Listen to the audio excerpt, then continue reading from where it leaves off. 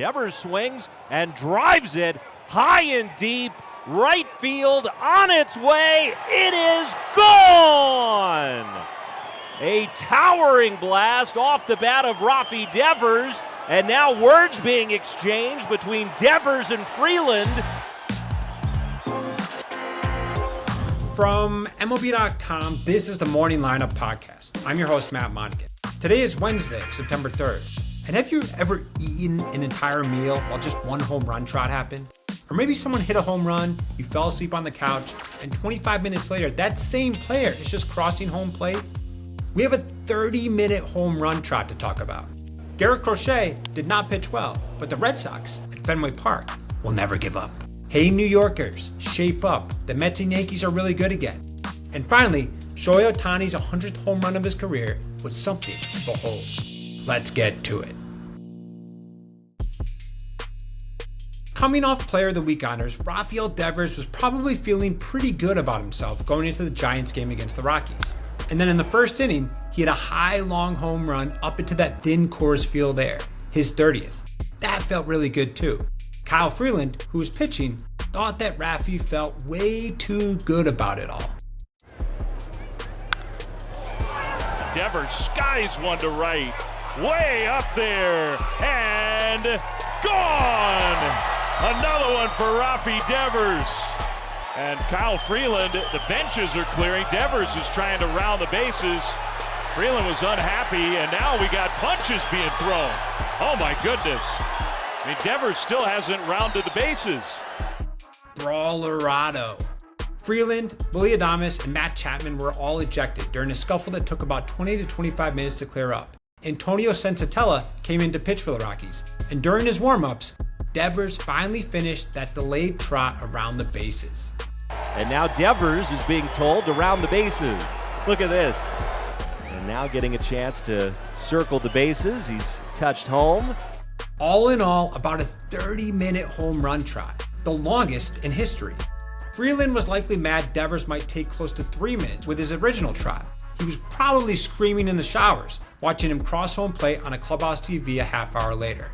Wilmer Flores would add his 15th homer later in the game to put away a 7-4 win. The Giants moved to 70-69 in the season and stay 5 games back of the Mets for that final wildcard spot.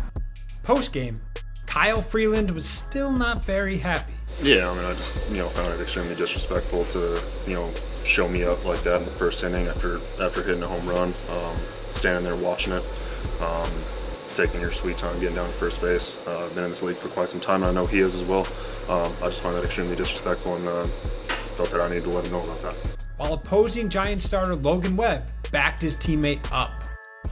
Surprised it hasn't happened before with that guy, so just kind of runs his mouth a lot of times, and Rafi got him good, so whatever. Things are getting a little spicy. Garrett Crochet, as he's done all year, was cruising through the first 5 innings of his game against the Guardians on Tuesday. He gave up just 1 run, and the Red Sox had scored 5, going up 5-1 entering the 6th. But then, that 6th inning happened. 3 home runs by Austin Hedges, David Fry, and Brian Rocchio to give Cleveland a 7-5 lead. Crochet's final line, 7 runs on a career-tying 4 home runs over 6 innings. His ERA ballooned to 2.67. Still not bad. Even some more bad news. Roman Anthony left in the 4th inning after a swing with oblique tightness. But these are the 2025 Red Sox, and this is Fenway Park, where they have made magic happen all season long.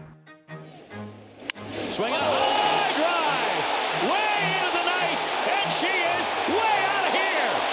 That's a quick answer. Just like that, we're back. Ceddanne Rafaela shot right back in the bottom of the 6th to tie things at 7. And in the 8th, that off-season pickup Alex Bregman, hustling. The 1-0 from Smith. Ground ball behind third.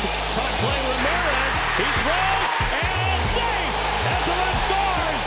The Red Sox have the lead 8-7. The Red Sox scored 4 total in the 8th, go up 11-7, and would win by that score. They're now a season-high 16 games over 500.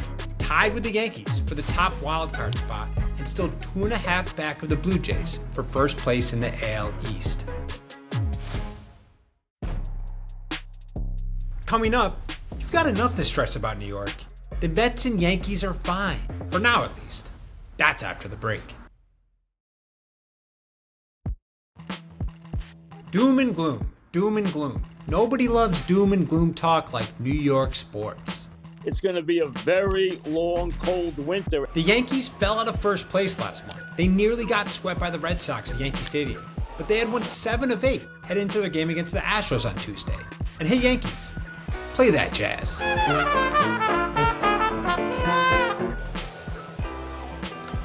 Driven deep to right field. If it's fair, it's gone. It's fair, it's gone.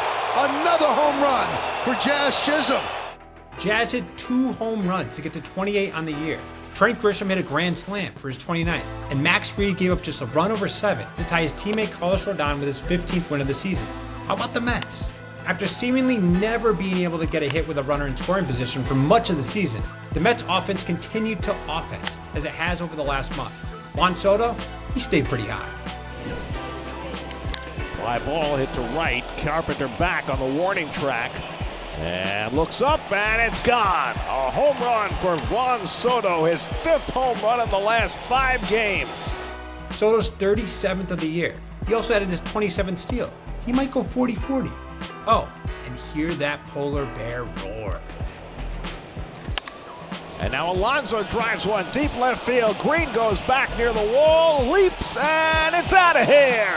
Pete Alonso with his 2nd home run of the night. Number 33 for Pete.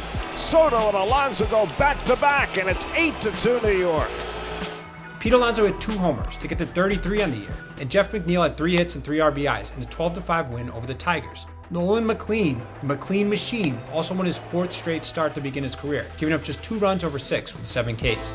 The win extended the Mets' lead in the final wildcard slot to 5 games over the Reds, who nearly came back down 8-1 to the first-place Blue Jays, but lost 12-9. George Springer hit 2 homers to get to 26 on the year, and Bo Bichette hit his 18th.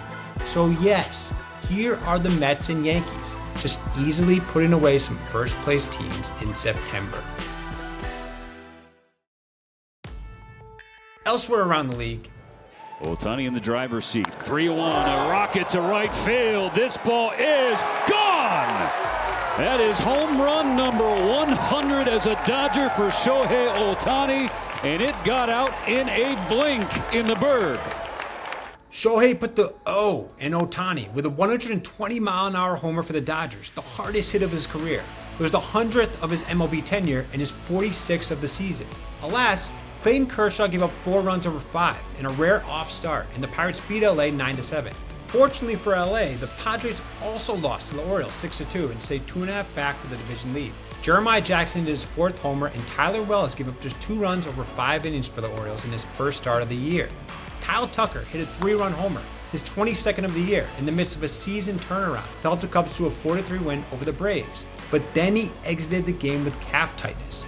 The Cubs are hoping it's nothing serious, as Chicago retains the top spot in the NL wildcard race. The D-backs stopped the Rangers' 6-game winning streak, beating Texas 5-3. Ketel Marte hit a big go-ahead 3-run shot, his 25th, to put the game away. Still, the Rangers stayed 1.5 games back of the Mariners for that final wildcard slot, as the Mariners lost 6-5 to the Rays. The big dumper, Cal Raleigh, hit his 51st dinger of the year, but Junior Caminero also hit his 40th to help Tampa to the victory. Only Mel Ott, Ronald Acuna Jr., and Eddie Matthews were younger than the 22-year-old Caminero when they hit their 40th. For any other scores and news, head on over to MLB.com.